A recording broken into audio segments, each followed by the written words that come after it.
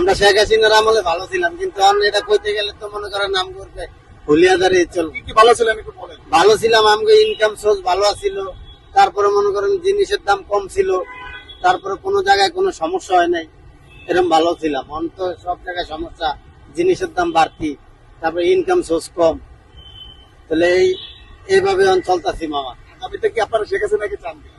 মামা চাই তো অবশ্যই, যে ভালো করবো দেশের জন্য এরই তো পাবলিক চাইবো।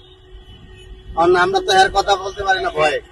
এখন এখনো তুলনায় আগে কেমন কিভাবে কি ভালো ছিলেন একটু বলেন আমাকে। ভালো ছিলাম মনে করেন, যেরকম রুম ভাড়া কম ছিল, তারপরে ইনকাম ভালো ছিল, জিনিসপত্রের দাম কম ছিল, এইভাবে চলে ফিরা খাইতে পারতাম। আর অনকার যে রুম ভাড়া বেশি, জিনিসপত্রের দাম বেশি, ইনকাম কম।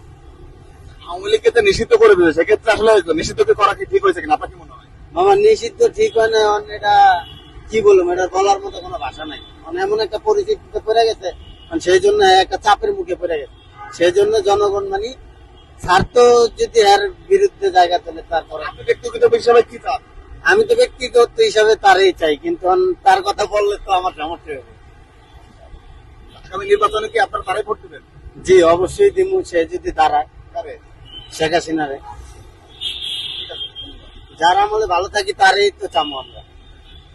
অনকার আমলে তো আমরা চলে ফিরা খাইতে পারতেছি না, আমরা অনেক সমস্যা। আগে কামাইতাম 1500, অন কামাই 700 800, কিন্তু জিনিসপত্রের দামও বেশি। 1 কেজি চাল কিনতাম আগে মনে করেন 60 টাকা 50 টাকা, অন কিনে এলো 80 টাকা 90 টাকা। তাহলে আমরা কিভাবে চলবো মামাকে? বলার মুরগি খাইতাম মনে করেন আপনার 120 টাকা, এই বলার মুরগি 200 টাকা। তাহলে গরিব মানুষ চলবো কিভাবে যদি এরকম হয়? আমরা তো গরিব, আমরা তো বড় লোক না যে চল্লাফেরা খাইতে পারবো, কোনো সমস্যা হবে না। সেই জন্যই যায় যে থাকে হ্যাঁ লাগে আমগো ভালো লাগে, হ্যাঁ থাকলে জিনিসপত্রের দাম কমে, ইনকাম সোর্স বাড়ে, এর লাগে আমগুলো ভালো। ধন্যবাদ।